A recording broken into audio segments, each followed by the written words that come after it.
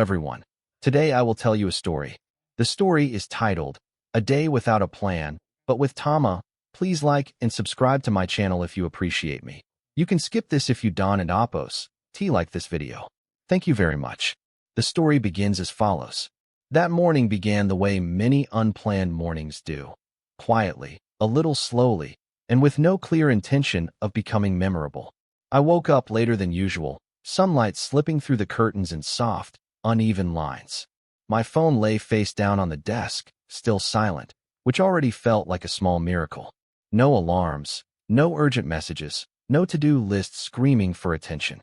I stayed still for a moment, enjoying the rare luxury of doing nothing. Then there was Tama. Tama is my dog, but calling him my dog feels too small for what he really is. He is a presence. He is warmth with 4 legs. He is the soft sound of breathing that reminds me I am not alone. That morning, he was already awake, sitting beside the bed like a polite little guardian who had decided it was time for the world to start. Gently. He didn't bark. He didn't jump. He simply looked at me, his tail making slow, hopeful sweeps against the floor. His eyes carried a familiar question. Are we doing something today? I smiled without thinking. I don't know, I said out loud, though the words were mostly for myself. Tama tilted his head, clearly satisfied with that answer. We didn't rush into the day. I shuffled to the kitchen, still half asleep, and Tama followed at exactly 1 step behind me, as he always did. Not too close to trip me, not too far to feel distant. While I made coffee, he sat near the window, watching the street like it was a daily movie he never got tired of. Motorbikes passed, a neighbor swept leaves, a bird landed briefly on the power line. Tama watched it all with quiet seriousness, as if taking mental notes. Breakfast was simple. I ate toast. Tama waited patiently. He never begged loudly, just rested his chin on my knee, his eyes doing all the talking. I shared a small piece with him, and he accepted it with careful gratitude, as if it were a gift and not a habit. In that moment, I realized how different this morning felt. There was no pressure to optimize it, no need to turn it into something productive. It was just a morning, and Tama was in it. That seemed enough. When we finally stepped outside, there was no destination, no planned route, no goal of steps counted or places reached. Tama led the way, nose close to the ground, reading messages left behind by other dogs like a newspaper only he could understand. I followed, letting him decide when to stop, when to move, when something was interesting enough to deserve extra attention. Without a plan, the world felt softer. The sky seemed wider. And walking beside Tama, I began to sense that maybe unplanned days were not empty at all. They were simply open. As the morning drifted into late afternoon, the day unfolded in a series of small, gentle moments, each one held together by Tama's quiet companionship. We returned home without any sense of urgency. I sat on the floor to answer a few messages, and Tama immediately decided that this was also his place now. He lay beside me, his back pressed against my leg, warm and steady. Every so often, he sighed. Not the sigh of boredom, but the deep, satisfied sigh of a creature who knows he is safe. That sound had a strange effect on me. It slowed my thoughts.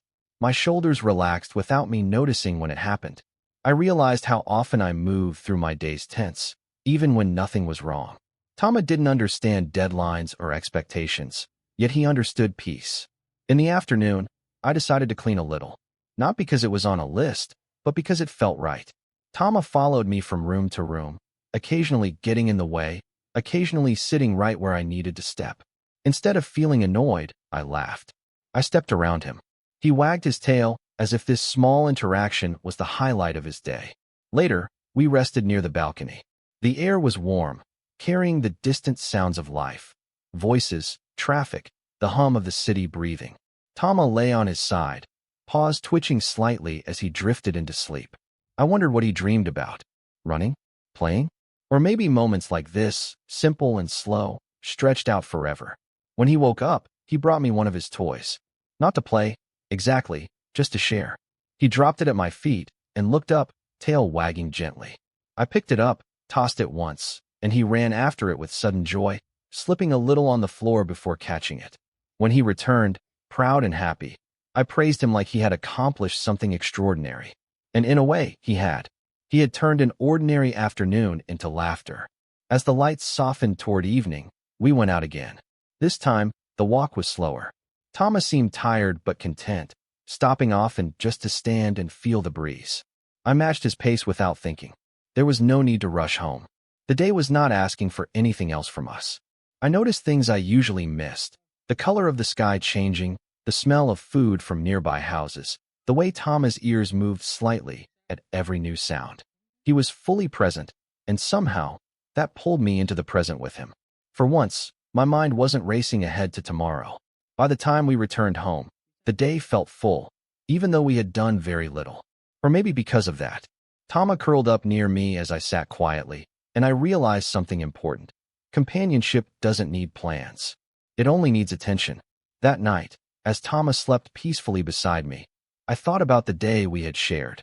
There were no big achievements, no photos taken for memories, no tasks checked off a list. Yet the day felt meaningful, complete, and gently happy. Tama had shown me that value does not always come from doing more, but from being more present. In today's fast-moving world, humans often measure their days by productivity and results. Animals, however, measure life by moments: warmth, safety, connection, and trust. Tama didn't care that the day had no plan. To him, the day was perfect because we were together. From this, we can learn an important lesson for our own lives. Slowing down is not wasting time. Paying attention to small moments is not being unambitious. It is being human. Living with animals teaches us responsibility, empathy, and patience. They depend on us for care, but we depend on them for emotional balance more than we often admit. By treating animals with kindness, respect, and understanding, we also learn how to treat ourselves and others better. A good relationship between humans and animals is built on trust, consistency, and love, not control. If we allow ourselves more unplanned days, more quiet walks, and more shared silence with the animals we love, we may discover a deeper sense of peace. Like Tama taught me, a life without constant planning can still be rich, meaningful, and full of heart.